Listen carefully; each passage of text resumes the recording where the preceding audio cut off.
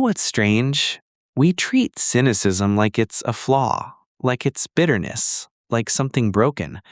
But what if, for Generation X, it was armor? Gen X, born roughly between 1965 and 1980, is often called the forgotten middle child.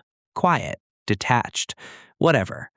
But what if that whatever wasn't apathy? What if it was training? Many Gen Xers grew up during a time of economic uncertainty and rapid cultural change. Dual income households became common. Job security started to feel less guaranteed. Independence wasn't just encouraged, it was expected. They became known as the first generation of mass latchkey kids, coming home to empty houses and figuring things out on their own. And that does something to a child. When you hear deal with it more than tell me about it, you adapt. You learn to internalize, to ask for less, at least out loud. Not because you don't feel, but because expressing it doesn't always change the outcome. That's not coldness, that's compression. Now layer something else on top. Their childhood backdrop wasn't stable.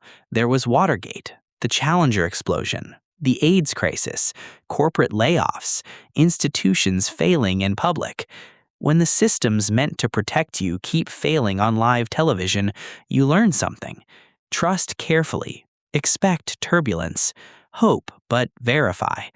Psychologists call this strategy defensive pessimism.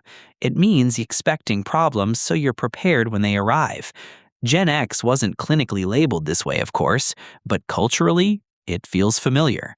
And here's the twist. The traits that once looked like cynicism, they're survival skills now. First, skepticism. Gen X grew up surrounded by political scandal and polished marketing spin. That sharpens your radar. They don't automatically reject ideas, but they question inconsistency. In a world flooded with misinformation and performative outrage, that instinct matters. Second, independence. The latchkey kid often becomes the adult who doesn't wait to be rescued.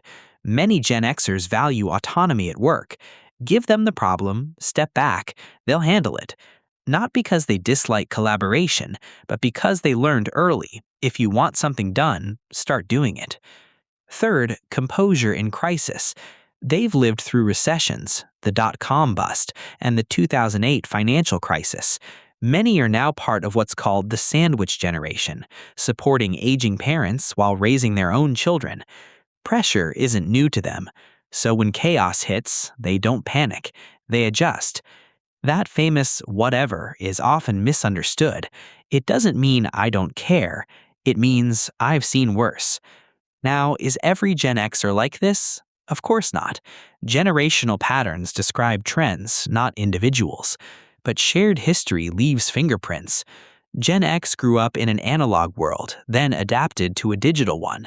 They remember life before the internet and helped build the systems their children now live in. That creates perspective. Less hype, more pragmatism. Less performance, more competence. So maybe what we've been calling cynicism is actually realism under pressure. Independence forged early, resilience practiced repeatedly. They may not be the loudest generation, they may not chase applause, but when things break, they're often the ones quietly fixing them. And maybe the most Gen X thing of all is not caring whether anyone notices.